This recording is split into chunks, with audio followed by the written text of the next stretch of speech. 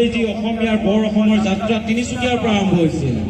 এই তিনিচুকীয়া কি নাই আচলতে, তিনিচুকীয়া ঐতিহ্য ইতিহাস সকলো আছে, কিন্তু আজি উঠি অহা প্ৰজন্মই খুব দুখ পাইছো আৰু লজ্জা অনুভৱ কৰিছো যে যোৱা বছৰ নিৰ্বাচন, এই এমাহৰ আগত হোৱা নিৰ্বাচনত আমি তিনিচুকীয়া জিলাত যিসকলে প্ৰতিনিধিত্ব কৰিব আগবাঢ়িছিল তেওঁলোকৰ মুখত তিনিচুকীয়াৰ সমস্যাৰ কথা নুশুনিলো। তিনিচুকীয়াৰ ঐতিহাসিক যি ৰজাৰ কীৰ্তিচিহ্ন বেদখল আছে সেইসকল মুক্ত কৰিম বুলি নুশুনিলো।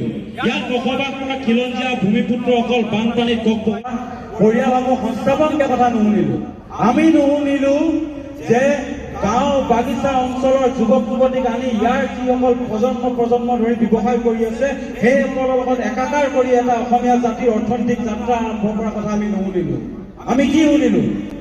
কেৱল ভাঙোন মুখৰ ৰাজনীতি। এই কথাখিনি কৈছো কিয়, কোনো ইয়াত বসবাস কৰা যি ভাষী, হিন্দী ভাষী, বঙালী ভাষী, আমি কাৰো বিৰোধিতা নকৰো, তেওঁলোকো সেই মনত সেইখিনি ভাৱ নাৰাখে। কিন্তু দুই একে নিজৰ ৰাজনীতিৰ মনৰ হাবিয়াস পূৰণ কৰিবলৈ যায়। যোৱা বছৰ বিহাৰ দিৱস পাতিম কওঁতে এই খুব অসমীয়াৰ মনৰ পৰা শেষ নহওঁতেনে এইবাৰ নিৰ্বাচনত শুনিলো যে আমি বেংগলী মিউজিয়াম নিৰ্মাণ কৰিম। মিউজিয়াম তিনিচুকীয়া জিলাত কি কাম? ইয়াত ক'ব লাগিছে ঐতিহ্য মটক মৰাণসকলৰ, আহোম কছাৰী, চুতীয়া, আদিবাসী, চাহ জনগোষ্ঠীৰ বৃহৎ দ্বাৰা জাতি থকা ঠাই। চাহ উদ্যোগটো তিনিচুকীয়া জিলাৰ পৰা পৰিচালিত হয়। কি মিউজিয়াম বনাম কওক? ঐতিহ্য আমাৰ কীৰ্তিচিহ্নসকলক এটা স্বীকৃতি দি এটা মিউজিয়াম নিৰ্মাণ কৰি ইয়াত বঙালী মিউজিয়াম নিৰ্মাণ কৰি গৈ কি ধৰণৰ ৰাজনীতি কৰি থৈলে? অসমীয়া বঙালীৰ মাজত বিভাজনৰ ষড়যন্ত্ৰ লিপ্ত হোৱা যেন আমি নতুন প্ৰজন্মই লক্ষ্য কৰি আছো। এতিয়া এনেকুৱা ধৰণৰ পৰিৱেশ হৈছে কি অসমীয়া মানুহৰ ৰাজনীতিকভাৱে শ্মশান যাত্ৰা আৰম্ভ হৈছে নেকি? এই কথাটো আপোনালোকে সকলোৱে গভীৰ উপলব্ধি কৰিবলৈ সময় হ'ল। আমি কাৰো লগত সংঘাতত লিপ্ত হোৱা আমাৰ কোনো ইচ্ছা নাই, কিন্তু আমি সকলোৱে অসমীয়া হৈ একত্ৰিত হৈ এখন চালিৰ তলত থাকো আৰু অসমীয়া এটা উদাৰ জাতি।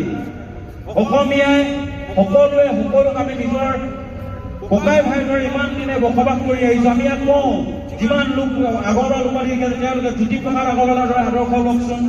জ্যোতিপ্ৰসাদ আগৰৱালা ডাঙৰীয়া অসমীয়া সৰ্বশ্ৰেষ্ঠ অসমীয়া তালিকাত পৰে। তেওঁক আমি শ্ৰীচৰণত সেৱা কৰোঁ, তেওঁ অনুষ্ঠান পাতো।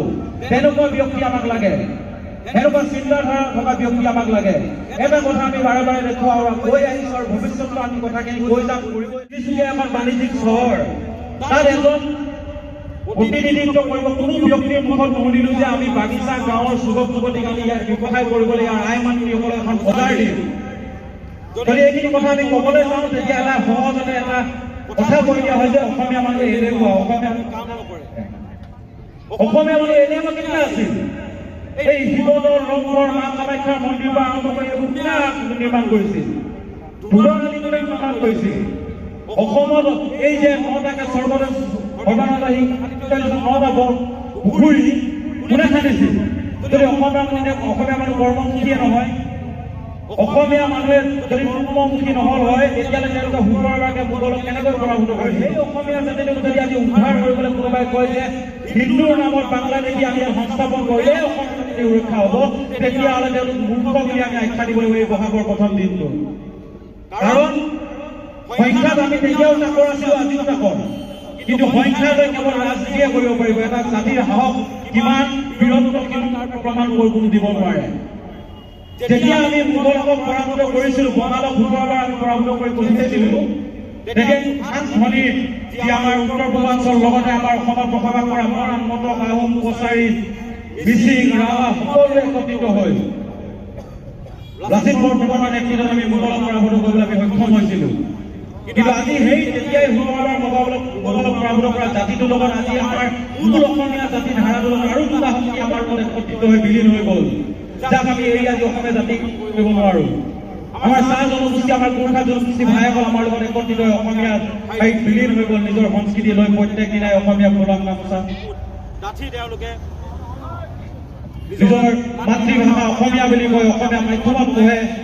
এই জাতিটো একত্ৰিত হৈ যোৱাৰ পিছত আৰু আমাৰ মনত প্ৰশ্নবোধক চিন আহে নেকি? আমাক কোনোবাই আগ্ৰাসন কৰিব পাৰিব?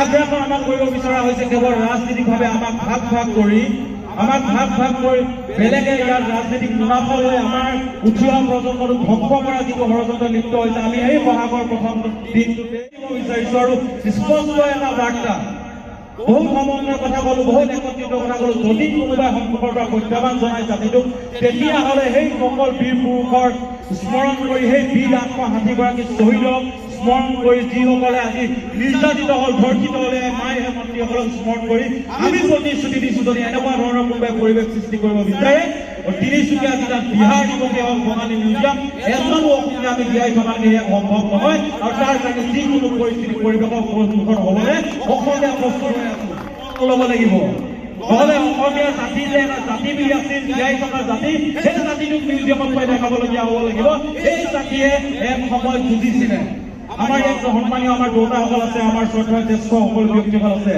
তেওঁলোকে অসম আন্দোলন কৰিলে তেওঁলোকে সশস্ত্ৰ সংগ্ৰামৰ আন্দোলন কৰিলে জাতিটোৰ ভাষাটোৰ অস্তিত্ব আপোনালোকৰ কাৰণে আমি আজি ইয়াত বুকু ভিলাই থিয় হৈ আছো কিন্তু যদি আজি আমি যুঁজখন নিজে নুযুঁজো তেতিয়াহ'লে আমাৰ প্ৰজন্ম যদি যুঁজখন নুযুঁজে কিন্তু আমাৰ আহিবলগীয়া প্ৰজন্মতে আমাৰ মুখলৈ চাই উঠিব যে দাদা দেউতা বৰ্তা যিয়ে নহওক তেতিয়া এই ধৰণৰ আগ্ৰাসন হৈ আছিল সাংস্কৃতিক আগ্ৰাসন ভাষিক আগ্ৰাসন তেতিয়া আপোনালোক ক'ত আছিল তেতিয়া ক'ত আছিল আপোনালোক তেতিয়ালৈকে আমি লজ্জাবোধ লৈ মূৰ তল কৰি থাকিব লাগিব সেইবাবে এই প্ৰজন্মক আহ্বান জনাইছো আমি সকলোৱে অসমীয়া হৈ এই অপশক্তিৰ বিৰুদ্ধে যুঁজ দিয়াৰ সময় আহিছে আৰু এটা কথা ভাষিক আগ্ৰাসনৰ কথা ক'বলৈ গ'লে আকৌ মই পুনৰ নিৰ্বাচনৰ কথাটো ক'ব লাগিব ইয়াত সকলোৱে দেখি থাকিম প্ৰচাৰত কেৱল তেওঁলোকে অসমীয়া ভাষাতকৈ বেলেগ ভাষাতে তেওঁলোকে প্ৰাধান্য দিয়াটো দেখা গ'ল এই কথাখিনি বিভাজন কোনে আনিলে ইয়াততো কোনো মাৰোৱাৰী বা ভোজপুৰী সম্প্ৰদায় বা কোনোবাই লোকে নকয় আমাক কেৱল হিন্দীত কথা ক'লে আমি বুজি পাম তেওঁলোকে দশক ধৰি ব্যৱহাৰ কৰিছে আমাতকৈ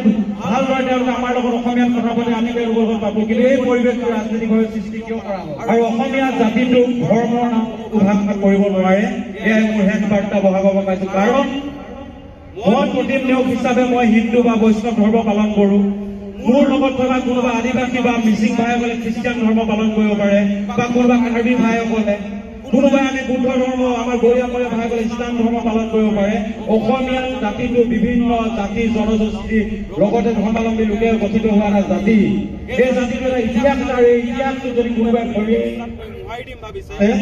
তেতিয়াহ'লে আমি এই তিনিচুকীয়া মাছ মজিয়াৰ পৰা ঐতিহাসিক বেতমৰা ৰাজ্যৰ মাছ মজিয়া পুৰুষসকলৰ জন্মস্থানৰ পৰা ক'ব বিচাৰিছো য'ত ৰজাৰ অপশাসন হওঁতে মহামূৰীয়া বিদ্ৰোহ ঘোষণা কৰা হৈছিল এই তিনিচুকীয়া জিলাৰ পৰা ক'ব বিচাৰিছো যদি এনেকুৱা ধৰণৰ হয় তেতিয়াহ'লে কেৱল সংখ্যালৈ ৰাজনীতিহে কৰিব পাৰিব সাহস আৰু বীৰত্বৰ পুৰুষ আমি আমাৰ পৈতৃক সম্পত্তি হিচাপে পাইছো আমাৰ তেজত পাইছো আমাৰ আজোককা কিন্তু এটা পৈতৃক সম্পত্তি আমাৰ সাহস আৰু বীৰত্ব আৰু যদি তাৰ প্ৰমাণ দিব লাগে বেলেগ প্ৰস্তুত দিব পাৰোঁ নোৱাৰো পাছৰ কথা কিন্তু আমি তাৰ প্ৰস্তুতৰ সন্মুখৰ পৰা দিবলৈ প্ৰস্তুত হৈ এই যুঁজখনত যাতে কোনো অপশক্তি আগত আমি মূৰ দোৱাব নালাগে আমি হাৰ মানিব নালাগে যাতে আপোনালোকৰ সকলোৰে ইয়াত আহি উপস্থিত হোৱা তিনিচুকীয়া জিলা ছাত্ৰ সন্থাৰ যি আমাৰ বিহুখনক সফলভাৱে সমাপ্তি ঘটোৱাত আপোনালোকৰ যি ধৰণৰ সহায় সহযোগিতা আমি পাওঁ প্ৰত্যেকজন ধৰ্মাৱলম্বী ভাষা ভাষী